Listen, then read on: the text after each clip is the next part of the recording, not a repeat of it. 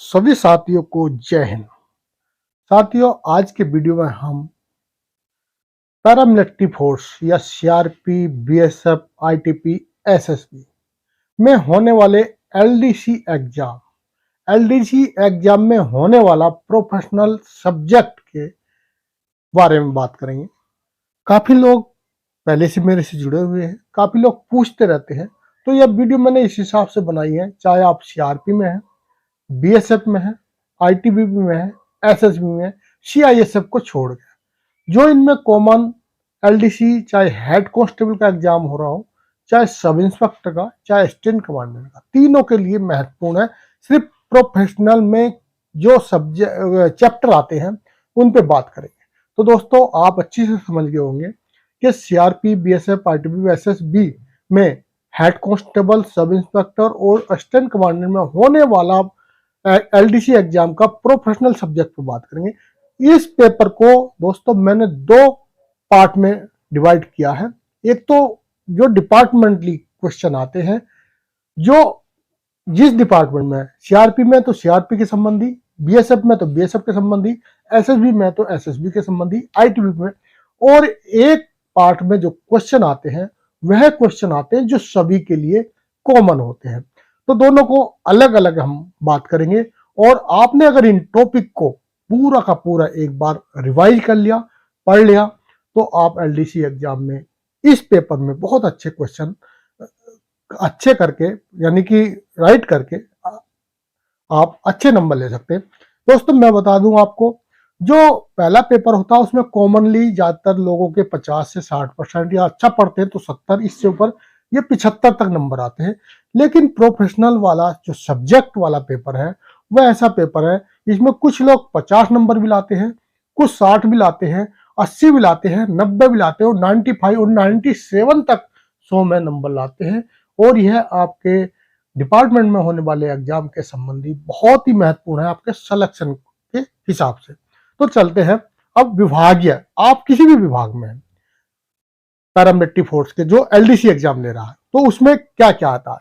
विभाग का जो क्वेश्चन आएगा, विभागीय नियम कुछ डिपार्टमेंट में, कुछ विभाग में एक्ट और रूल या नियम अधिनियम अलग अलग है, तो अलग अलग से क्वेश्चन आएंगे। किसी में दोनों को एक जगह शामिल करके बनाया गया है, तो वहां से क्वेश्चन आते हैं। तो जैसे बीएसएफ अधिनियम है, तो बीएसएफ अधिनियम से क्वेश्चन आएंगे। दूसरा नियम हो गया, दूसरा विभागीय अधिनियम, तो मैंने बता ही दिया आपको, नियम अधिनियम से क्वेश्चन आएंगे। अगर अलग है तो अलग से पढ़ना है धाराओं को, और एक है तो एक साथ में पढ़ना है। तीसरा है विभागीय मैनुअल। हर डिपार्टमेंट के कुछ विभागीय मैनुअल होते हैं, जैसे सीआरपीएफ में जीसीएन बटालियन मैनुअल है, ऐसे दूसरे में भी जीसीएन बटालियन मैनुअल होते हैं, या इस तरह के नाम अलग अलग करके काम एक ही होता है। जैसे जीसीएन बटालियन मैनुअल में क्या दिया गया है, पूरा विभाग और हर रैंक, अधीनस्थ अधिकारी, उच्च अधिकारी, हेड कांस्टेबल, उनकी ड्यूटियां या उनका हर ड्यूटी का एक पैरा, एक चैप्टर और उसके पैरे में विवरण दिया गया है, और उसमें डिसिप्लिन लाइन इत्यादि दिया गया है। तो वहां से भी क्वेश्चन पूछे जाते हैं। तो इस तरह आपके डिपार्टमेंट में जो भी मैनुअल आपके सिर्फ डिपार्टमेंट लेवल के हैं, उससे क्वेश्चन आते हैं। तीसरा नंबर पे है विभागीय फॉर्म नंबर, रजिस्टर नंबर। हर डिपार्टमेंट में जो भी रजिस्टर है उनका कोई ना कोई फॉर्म नंबर होता है। जैसे एमटी में मान लो, जैसे VDRA 129 नंबर है। जितने भी, चाहे मैथ्स के रजिस्टर हैं, कोर्ट के रजिस्टर हैं, आमनेशन के रजिस्टर हैं, या ऑफिस में यूज होने वाले रजिस्टर हैं, चाहे कोई भी, हर रजिस्टर का एक एक नंबर होता है। तो दोस्तों, ये सभी विभाग में अलग अलग रजिस्टरों के अलग अलग नंबर हैं। तो आपके जो डिपार्टमेंटली भी जो विभागीय फॉर्म है, उसमें से 3 से 4 क्वेश्चन या कभी कभी 5 क्वेश्चन भी फॉर्म नंबर से आते हैं। तो सभी को अपने अपने डिपार्टमेंट के फॉर्म नंबर याद करने हैं। 5 नंबर पर विभागीय संगठन एवं उच्च अधिकारी। जो भी जैसे सीआरपी है, बीएसएफ, आईटीबी, उसका एक संगठन होता है। जैसे सबसे ऊपर होता है डायरेक्टरेट, डायरेक्टरेट में कितने डीजी बैठते हैं, स्पेशल डीजी बैठे हैं, एडिशनल डीजी बैठते हैं, आईजी कितने हैं, रेंज कितनी है, सेक्टर कितने हैं, फील्ड ऑफिस कितनी है, फील्ड बटालियन कितनी है, ये सब कुछ हर डिपार्टमेंट में होता है। तो आपको उसकी जानकारी होनी चाहिए। जैसे सीआरपी से पूछ लेते हैं कितनी महिला बटालियन है, और जैसे बीएसएफ के वाटर विंग कब बना था, वाटर विंग में कौन कौन सी रैंक है या किसकी क्या, ये वाटर विंग का हेडक्वार्टर कहाँ पे है, इसकी ट्रेनिंग सेंटर कहाँ पे है, जैसे वाटर विंग का पटना में है। तो इस तरह के क्वेश्चन आते हैं। तो आपको अपने संगठन यानी कि आपका जो ऑर्गेनाइजेशन है उसका पूरे सेटअप के बारे में बातों का पता होना चाहिए। तो यहाँ से क्वेश्चन आते हैं। उसके बाद विभागीय इतिहास, हर डिपार्टमेंट का एक विभागीय इतिहास है। अगर हम एसएसबी की बात करें तो एसएसबी पहले ओड नाम से थी, इसका जो रा के साथ ड्यूटी करने का वो था, बाद में उसको दूसरी ड्यूटी दे दिया, सीमा की ड्यूटी दे दिया। इसी प्रकार जैसे सीआरपी का पहले कुछ और नाम था, बाद में कुछ और नाम बन गया। इसी प्रकार सभी का इतिहास की जानकारी होनी चाहिए। विभागीय ट्रेनिंग सेंटर, हर डिपार्टमेंट के उच्च अधिकारी से लेके और कांस्टेबल रैंक तक क्या क्या होता है, ट्रेनिंग होता है। और एक एक ट्रेनिंग ना होकर अलग अलग ट्रेनिंग सेंटर होते हैं। तो ट्रेनिंग सेंटर का लोकेशन पूछ लिया जाता है, ट्रेनिंग सेंटर में उच्च अधिकारी के बैठने वाला या वहां कौन सा कोर्स कहाँ पे किया जाता है।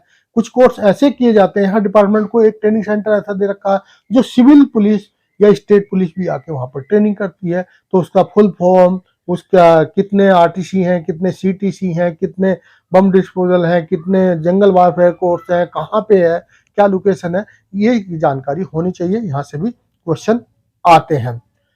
उसके बाद विभागीय ऑपरेशन संचालन प्रक्रिया, हर डिपार्टमेंट की एक अपनी विभागीय संचालन प्रक्रिया होती है, यानी कि एक उसको कैसे ऑप्स होना है यह होता है। तो उसके बारे में भी क्वेश्चन आते हैं। विभागीय स्टैंडिंग ऑर्डर, उसके बाद जो है सर्किल ऑर्डर या ऑफिस ऑर्डर, हर विभाग अपनी रिक्वायरमेंट के अनुसार, जैसे फायरिंग करानी है, कितनी दिन में, एक साल में कितनी बार फायरिंग होगी, या कौन कौन सी प्रैक्टिस होगी, किस किस वेपन से प्रैक्टिस होगी, कितनी बात को फायर करना है, ये सब भी आपके उसमें आती हैं।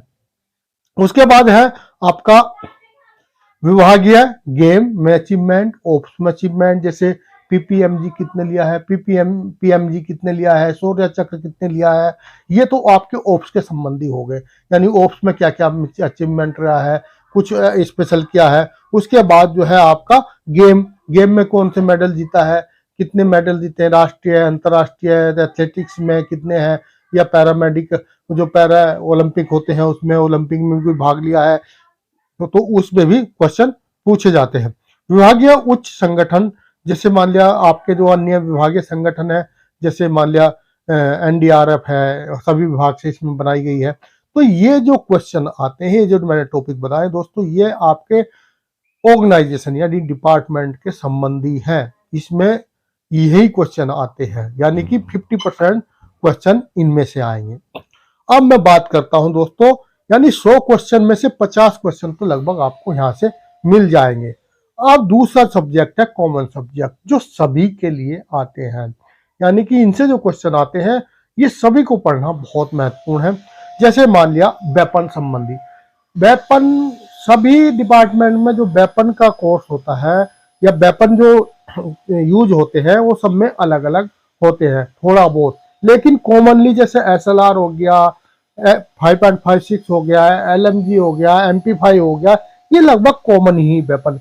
एक दो स्पेशलाइज वेपन होता है, उससे भी क्वेश्चन आ सकता है, लेकिन वेपन के नॉर्मली सभी को जानकारी होनी चाहिए, सभी के क्वेश्चन वेपन के आते हैं। दूसरा है आईपीसी सीआरपीसी। कुछ आईपीसी सीआरपीसी दोस्तों ऐसी हैं जो कि उसकी धाराएं, यानी कि सभी नहीं टोटल, लेकिन कुछ आईपीसी सीआरपीसी की धाराएं जो पैरामिलिट्री फोर्स पुलिस फोर्स से संबंधित है, जैसे 129 हो गया, मजमे के संबंधी हो गया, जब बिना वारंट के गिरफ्तारी हो गया, या किसी घर की तलाशी लेना है, इसके संबंधी जो धाराएं हैं वो धाराएं पूछी जाती है। जैसे हमला हो गया, चोरी हो गया, या कहते मतलब कितने उम्र तक के बच्चे का अपराध माना जाएगा, कितने का नहीं, ये संबंधी धारा जो है ये सभी को कॉमनली आती है। इसके बाद चिल्ड्रन एजुकेशन अलाउंस, HRA और स्कूल सब्सिडी से क्वेश्चन सभी को आते हैं। इसमें यही है कितनी मिलती है चिल्ड्रन और सब्सिडी कितनी मिलती है, दिव्यांग बच्चों के लिए अलग स्केल बनाया गया, उन्हें कितनी मिलती है, कुछ शहीदों के लिए अलग से कुछ सुविधाएं दी गई हैं, उनके लिए कितनी, ये भी आपको जानकारी हो। हाउस रेंट हाउस रेंट में भी जैसे 3 कैटेगरी बनी है, एक्स वाई जेड, आपको पता होना चाहिए एक्स में कितना मिलता है, वाई में कितना मिलता है, जेड में कितना मिलता है, और फिर इसको कौन कौन से शहर वाई एक्स में आते हैं, वाई में आते हैं, जेड में आते हैं, ये सब आपको इसके एचआरए के बारे में, हाउस रेंट के बारे में जानकारी, सभी पैरामिलिट्री संबंधी क्वेश्चन। ये ऐसा नहीं कि आप सीआरपी में तो सीआरपी से क्वेश्चन आएंगे, बीएसएफ का आपको डीजी पूछे जा सकते हैं, बीएसएफ का आपको मोटो पूछा जा सकता है, बीएसएफ का स्थापना दिवस कब हुई थी, या एसएसबी का जो है मोटो क्या है, या आदर्श वाक्य क्या है, या एसएसबी का पुराना नाम क्या था, एसएसबी के डीजी कौन है, या थोड़ा बहुत आपको मोटा मोटा दूसरे डिपार्टमेंट का सबका पता होना चाहिए। इससे भी क्वेश्चन आ जाते हैं, सभी को कॉमनली क्वेश्चन पूछे जाते हैं। जनरल फाइनेंस रूल, ये जो है इसमें पावर्स के बारे में बताया गया है कि किसको कितनी पावर है, कितना परचेजिंग कर सकता है, लाइन कमेटी कितना कर सकती है, उसमें बिना लाइन कटिंग के कितना कर सकते हैं, जीएमएस से कितना कर सकते हैं, यानी कि कुछ इसके मैंने अलग शॉर्ट क्वेश्चन बनाए हैं। ये सब टॉपिक मैंने अलग अलग छांट लिए गए हैं दोस्तों, मैंने भी दिया था पेपर लेकिन मेरा उसमें नहीं हो पाया, उसके बाद मैंने वो छोड़ दिया क्योंकि मैं भी अपनी अलग लाइन, यानी कि मैं यूजीसी नेट क्वालिफाई किया हूँ, पीएचडी मेरी कंप्लीट चल रही है, सेकेंड ईयर है, तो उसके बाद मैं टीचिंग के लिए देख रहा हूँ, क्योंकि तो पढ़ाने का शौक है, तो इसलिए मैं आपको, लेकिन मैंने सोचा कुछ लोगों के पास डाटा नहीं हुआ करता था जब हमने दिया था, लेकिन हमने इसका एक पूरा इस तरह का कोई कोर्स भी नहीं मिलता था, बुक भी नहीं मिलती थी, तो हमने इसका एक तरह का ई बुक बनाई है, जो ये टॉपिक बाय टॉपिक का कहाँ कहाँ से सब पेपर लेके, अभी तो पेपर नहीं देती पैरामिलिट्री फोर्स, पहले पेपर मिल जाते थे आपको, जो पेपर होता था वो वापसी भी लेके आ सकते थे, लेकिन आजकल नहीं मिलते हैं। तो पुराने पेपर के हिसाब से कहाँ कहाँ से क्वेश्चन आए क्या आए, हमने सभी को ये उस हिसाब से टॉपिक बनाए हैं। उसके बाद जो है दोस्तों, जनरल फाइनेंस रूल के बाद जो है फील्ड क्राफ्ट, फील्ड क्राफ्ट आपका, फील्ड क्राफ्ट में जितने भी चैप्टर, चाहे एम्बुस हो, चाहे कैमोफ्लाइज हो, कैमोफ्लाइज कंप्ली वो हो, कैमोफ्लाइज के अलावा दूसरे बहुत सारे जैसे वायर हो इत्यादि, जो भी उसमें बहुत सारी चीजें आती हैं, हथियार का प्रयोग कैसे करना है, जवान का प्रयोग कैसे करना है, रेड कैसे करनी है, अम्बुस की कितनी पार्टी है, रेड की कितनी पार्टी है, और चुनाव इत्यादि भी सब उसमें ही आ जाता, तो इसमें आपको इसके बारे में जानकारी होनी चाहिए। सभी आर्म्ड पुलिस फोर्स के स्पेशल पावर एक्ट, यानी कि कुछ पावर एक्ट लगे थे, जैसे जेएंडके में लगा था, मणिपुर में लगा था, छत्तीसगढ़ में लगा था, उसकी फुल फॉर्म पूछ ली जाती है कि इसका, जैसे अप अप्सा बोले जाते हैं, जैसे AFSPA, तो इसका फुल फॉर्म पूछ लिया जाता है, जेएंडके में कब लगा था ये पूछ लिया जाता है, इस मणिपुर में कब लगा था, इसके विरोध में एक महिला जो थी मणिपुर की 10 साल तक लगातार अनशन रही, वो कौन थी, ये आपको इनके बारे में मोटा मोटा जानकारी होना चाहिए। टारगेट, टारगेट का पता होना चाहिए, टारगेट कितने प्रकार के हैं, टाइप ऑफ टारगेट, और फायरिंग, फायरिंग के संबंधी, और फायरिंग पॉइंट रजिस्टर, फायरिंग कितने पॉइंट कितने लगते हैं, 11 टारगेट, जैसे फिगर 11, फिगर 12, 4x4, और 1x1 का टारगेट होता है, या टारगेट के अंदर घेरे कितने होते हैं, जैसे मैकपाई होता है, आउटर होता है, या ये सब जानकारी होनी चाहिए। मैप रीडिंग, मैप रीडिंग से आपको मैप के बारे में पूरी जानकारी, मैप से संबंधी में एक तो मैप क्या है, मैप को कैसे सेट किया जा सकता है कंपास के द्वारा, रूढ़ी चिन्ह कौन कौन से प्रयोग होते हैं मैप में, और दूसरा मैप के साथ साथ आपको कंपास के बारे में पूछ लिया जाएगा, कंपास की जानकारी होनी चाहिए, कंपास के जीपीएस का आ गया है, जीपीएस की बारे में भी जानकारी होनी चाहिए, यहाँ से भी क्वेश्चन आता है।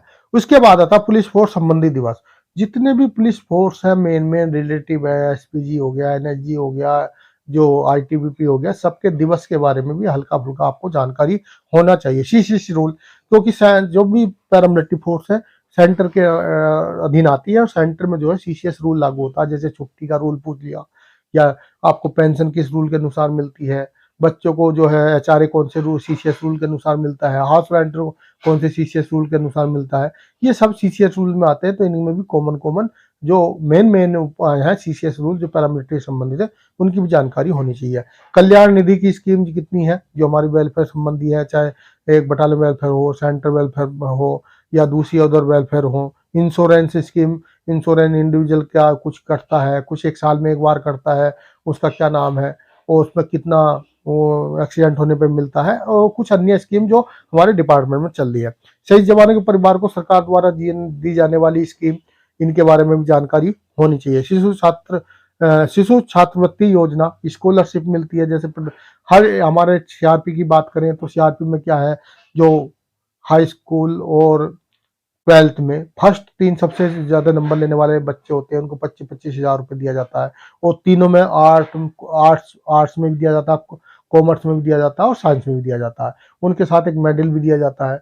ये तो सबसे बड़ी छात्रवृत्ति है। फिर उसके बाद प्रधानमंत्री ये के द्वारा छात्रवृत्ति दी जाती है। फिर उसके बाद शहीदों को अलग, और बहुत सारी लालजी टंडन, ओम बिरला के नाम से भी छात्रवृत्ति बच्चों को दी जाती है। तो थोड़ी सी इनके बारे में भी जानकारी आपको होनी चाहिए। ओल्ड स्कीम पेंशन और न्यू स्कीम पेंशन दोनों से क्वेश्चन आते हैं। दोनों में कितने दिन बाद पेंशन वो कर सकते हैं, कितना क्या है, पेंशन संबंधी जो भी क्वेश्चन बनेंगे इनकी फुल फॉर्म भी पूछ ली जाती है, ये भी पूछा जा सकता है। मोटर परिवहन सबसे महत्वपूर्ण, मोटर परिवहन मतलब गाड़ियों के कंडमनेशन के बारे में, गाड़ियों के टायर के लाइफ, गाड़ी की बैटरी की लाइफ, और एमटी में प्रयोग होने वाले क्या नाम है, रजिस्टर कौन कौन से हैं, फार्म कौन कौन से यूज होते हैं, इंडेंट फार्म का नंबर क्या है, अगर गाड़ी ले जा रहे हो तो उसका नंबर क्या है, ये सब इनसे भी क्वेश्चन आते हैं। पी, सीओआई और डी कोर्ट, हर डिपार्टमेंट में पी भी, कोई घटना होने पे पहले पी की जाती है। अगर कोई वैसी दूसरे तरह की वो है, कोई टूट फूट है, नुकसान है, चोट है, झगड़ा है, तो उसके लिए कोर्ट ऑफ इंक्वायरी की जाती है। और पी के बाद अगर डिसीजन होता है कि इसकी डी की आवश्यकता, तो डी की जाती है।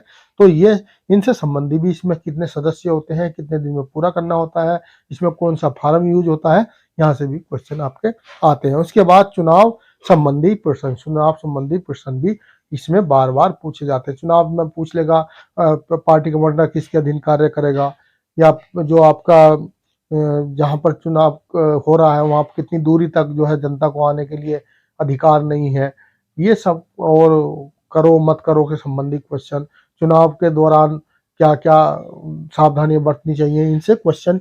ये चुनाव आयोग के बारे में पूछ लेगा कि जो राज्य का चुनाव है वो किसके अधीन होता है, सेंटर का चुनाव है किसके अधीन होता है, या लोकसभा चुनाव किसके अंडर में होता है। ये इस तरह के क्वेश्चन चुनाव से भी पूछे गए हैं और पूछे जाते हैं। तो दोस्तों, यह जो मैंने आपको कॉमन सब्जेक्ट और डिपार्टमेंटली बताया, अगर आप एलडीसी एग्जाम देना चाहते हैं भविष्य में, तो आपके लिए काफी महत्वपूर्ण है। दोस्तों, वीडियो अच्छी लगे तो वीडियो लाइक कर दें और दोस्तों को शेयर कर दें, चैनल को सब्सक्राइब कर लें। वीडियो देखने थैंक यू, धन्यवाद।